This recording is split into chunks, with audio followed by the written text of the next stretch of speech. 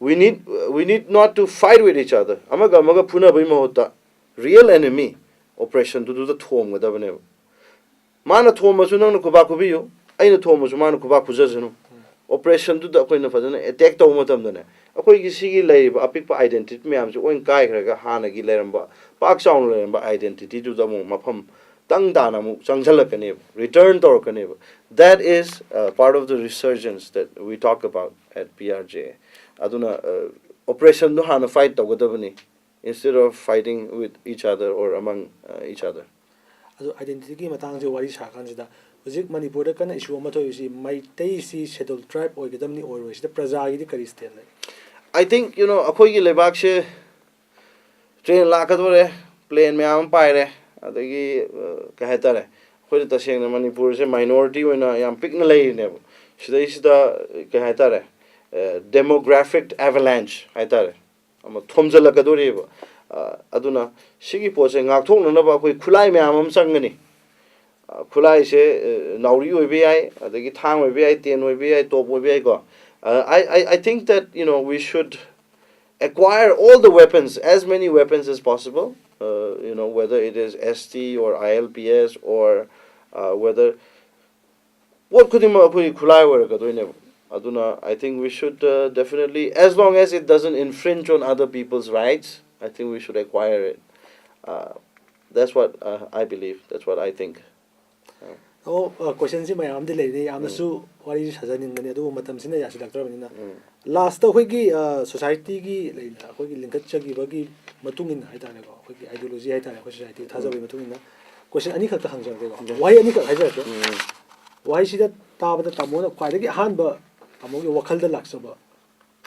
poto why oigera kari oigera ko why si mathang mathang nong hajar ke adu amogi wakal ko han ba lak pochak oigera asi haibiro han no why sina northeast India se tawa tamona kai ko Northeast India se it's a home home mine kale home ne aigini akhoi gi ne have belongingness ownership ama power and admaina power thamoi de do ani se bo why sina tribe is tribe is yamna keno to word ni magi tonga ama nuance me am like re speaking from an anthropological point of view tribe have se koi gi heta lineage ama at a particular location me ama unite toraga existence ama koi gi heta culture ama koi gi practice ama senggot minaba natra some sort of commonality laiminaba aduguma pone adu I think tribe haibasida I think some hausiki matam da mi kharana yamna derogatory oiba mong da su unai but I think more or less tribe I think what we need is that kind of an attitude of uniting with everybody haitar that's a different tribe so here is a different tribe so here is a different tribe have adu nataba mayam masa gi identity oi laijar ga so amuka larger tribe ama semba yabagi adugumba vision lai targati I think it's a pretty good term tamo achinma matam kaya kaitok piduna hoigi in STV studio da tribal debating society na ko budagi lakpi ra pagi damta adogi matik nungaijai adogi matik thagat phongdok chari ko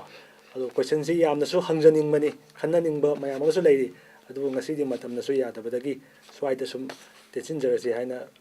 Singla is my pleasure